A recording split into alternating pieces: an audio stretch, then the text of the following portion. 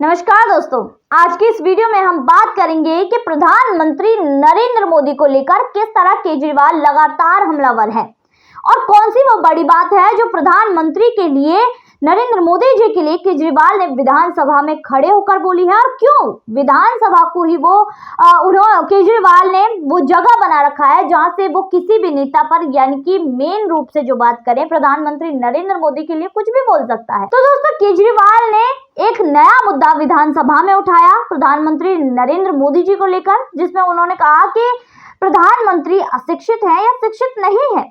तो दोस्तों, आप मुझे बताइए कि अगर पढ़ा लिखा गवार और अनपढ़ होशियार में से दोनों में से कौन सा ज्यादा सही होगा?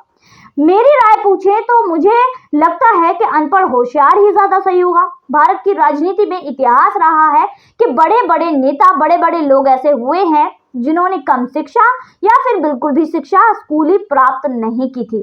भारत के पहले शिक्षा मंत्री मौलाना आजाद, जो कभी स्कूल गए ही नहीं, उन्होंने अपनी जो भी शिक्षा प्राप्त की थी वो घर से ही की थी। इसके अलावा के कामराज, जो कांग्रेस के बहुत बड़े नेता रहे, इंदिरा गांधी, पूर्व प्रधानमंत्री इंदिरा गांधी, जिन्होंने भारत पर 16 साल तक राज किया, राजीव गांधी, जो कि सिर्फ 12वीं पास थे, इंदिरा गांधी ने 12वीं की पढ़ाई की थी, पास नहीं हुई थी, सोनिया गांधी, जिन्होंने कांग्रेस और भारत की राजनीति को अपने उंगलियों के इशारों पर नचाया, पूर्व में उन्होंने भी जो शिक्षा प्राप्त की है वो सिर्फ 10वीं तक ही की है।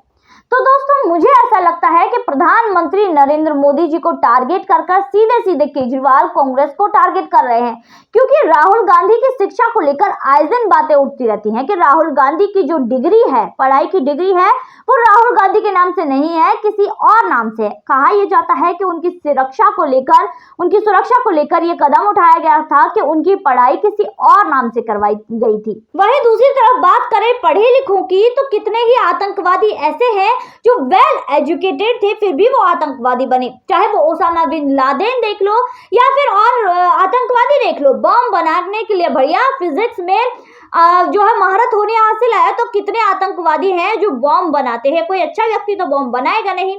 वहीं दूसरी तरफ पढ़े लिखों की ये बात करते हैं तो ये सीधे सीधे टारगेट कर रहे हैं उन किसान भाइयों को, उन मजदूर भाइयों को, जो उन्होंने देश में बड़ा योगदान दिया है, और फिर भी उनके लिए सीधे सीधे केजरीवाल कह रहे हैं कि तुम प्रधानमंत्री बनने के लायक नहीं हो, तुम मेरी फ्री की रेवड़ी लो, फ्री की बिजली लो, पानी लो और अपनी किसानी और मजदूरी में खुश रहो, तुम्हें प्रधानमंत्री बनने का बिल्कुल हक नहीं है। वहीं दूसरी तरफ लगातार किसी भी नेता को वो टारगेट करता है, किसी भी नेता को टारगेट करने से पहले केजरीवाल ने एक गढ़ बना लिया है कि जो भी बोलूंगा विधानसभा से ही बोलूंगा, जो भी गलत बोलूंगा विधानसभा से ही बोलूंगा। तो वही उसी स्ट्रेटेजी पर आगे चलते हुए केजरीवाल प्रधानमंत्री नरेंद्र मोदी जी को जब भी टारगेट बनाता है, जब भी उन्हें गालियां देता है या गलत बोलता है, वो विधानसभा से ही बोलता है।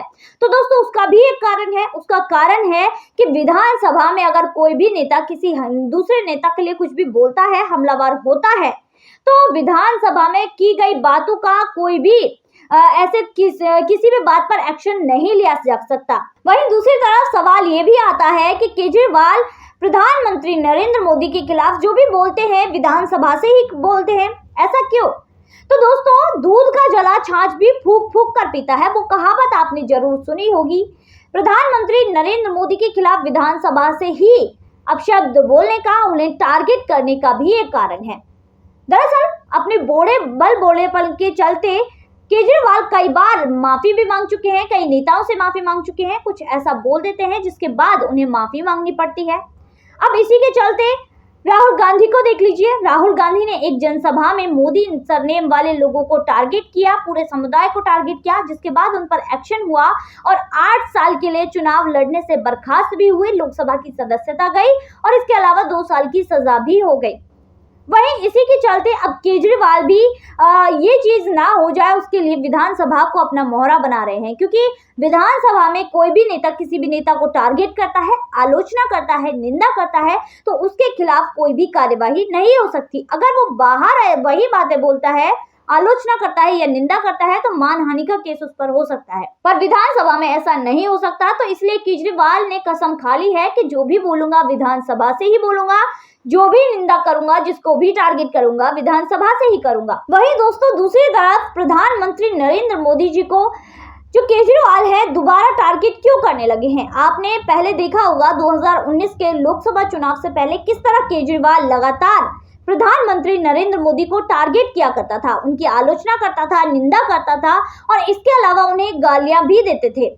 इसके बाद ऐसा क्यों हुआ? क्योंकि 2019 के लोकसभा चुनाव में जिस तरह की हार केजरीवाल को मिली, उसके बाद केजरीवाल को समझ आ गया कि प्रधानमंत्री नरेंद्र मोदी के खिलाफ अगर कुछ बोलेंगे तो अपना ही नुकसान करेंगे। शायद उनकी पार्टी की ये रणनीति में थोड़े बदलाव हुए होंगे कि प्रधानमंत्री नरेंद्र मोदी के बारे में ऐसा कुछ नहीं बोलना। तो अब ऐसा क्या हो गया जो दोबारा से केजरीवाल हमलावर प्रधानमंत्री नरेंद्र मोदी पर हो रहे हैं? दरअसल इसका कारण है राहुल गांधी। राहुल गांधी एक बड़े उम्मीदवार के रूप में थे, कांग्रेस पार्टी के नेता थे जो कि प्रधानमंत्री पद के उम्मीदवार थे, जिसके बाद अब वो रोड़ा जो है, राहुल गांधी नाम का रोड़ा केजरीवाल के आगे से हट गया है। प्रधानमंत्री की कुर्सी के रास्ते में जाने से वो हट गया है क्योंकि उनको 8 साल तक चुनाव लड़ने से बर्खास्त कर दिया जा चुका है।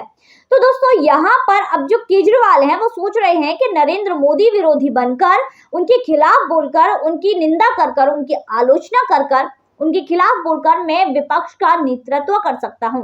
जितना मैं मोदी के खिलाफ जाऊंगा, मोदी के लिए गलत बातें बोलूंगा, उतना ही विपक्ष की नजरों में उठूंगा और पूरे विपक्ष का मैं लीडर बन जाऊंगा और प्रधानमंत्री पद का तो मैं उम्मीदवार हूं ही। क्योंकि केजरीवाल की जो पार्टी है, कांग्रेस पार्टी के बाद वही पार्टी है जो 2 राज्यों में अपनी सरकार बनाई हुई है, जो दूसरे नंबर की विपक्षी पार्टी है। उससे पहले कांग्रेस पार्टी है जिसकी 3 राज्यों में सरकार है। तो ये सारी चीजें केजरीवाल के शातिर दिमाग में घूम रही हैं और लगातार वो यही सोच रहे हैं कि मैं प्रधानमंत्री पद का बड़ा उम्मीदवार हूं, मैं पूरे विपक्ष का नेतृत्व कर सकता हूं। इसलिए राहुल गांधी के जाने के बाद लगातार प्रधानमंत्री नरेंद्र मोदी पर केजरीवाल हमलावर हो रहे हैं। तो दोस्तों सिर्फ यही कारण नहीं है कि प्रधानमंत्री नरेंद्र मोदी के खिलाफ लगातार केजरीवाल हमलावर हो रहे हैं। दरअसल भ्रष्टाचार के जिस तरह आरोप केंद्रीय एजेंसियों द्वारा उन पर लगाए गए हैं, उनके 2 नेता अभी जेल में है। इसके अलावा एक और नेता है जिस पर मामला चल रहा है। उनके 2 नेता सत्येंद्र जैन और इसके अलावा मनीष सिसोदिया, सत्येंद्र जैन पर जो हवाला कांड है उसमें और मनीष सिसोदिया शराब घोटाले के आरोप में जेल में है। वहीं दूसरी तरफ उनका एक कॉर्पोरेटर जो कि दंगा हिंदू की हत्या मामले में आरोपी है। इन सभी आरोपों के बाद लगातार केजरीवाल की घबराहट बढ़ गई है, जिसके बाद वो सोच रहे हैं कि मैं जो केंद्रीय एजेंसियां हैं उनका गलत इस्तेमाल मैं कर सकूं, इसके लिए मुझे प्रधानमंत्री के पद से नरेंद्र मोदी को हटाकर खुद बैठना होगा। जिसके लिए उन्होंने ये भी कहा था कि भाई जितने भी बीजेपी नेता हैं, अगर मैं प्रधानमंत्री बन गया तो सभी को जेल में डाल दूंगा। तो वो ये सोच रहे हैं कि अगर वो प्रधानमंत्री बन गए तो वो पूरी तानाशाही अपनी चलाएंगे, जिसके चलते सभी बीजेपी नेताओं को जेल में डालेंगे, चाहे किसी का कसूर हो या ना हो।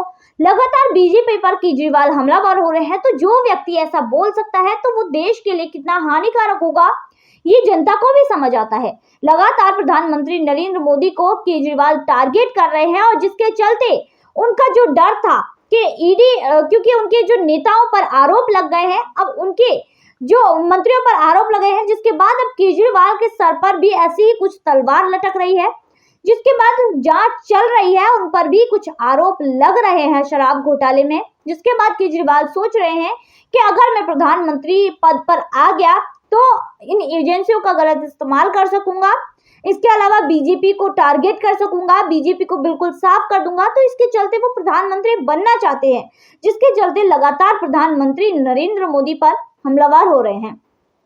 तो दोस्तों आपकी इस वीडियो के बारे में क्या राय है केजरीवाल के बारे में? कमेंट बॉक्स में जरूर लिखिए और अगर वीडियो अच्छी लगी हो तो चैनल को सब्सक्राइब कीजिए, वीडियो को लाइक कीजिए और शेयर जरूर कीजिए। धन्यवाद।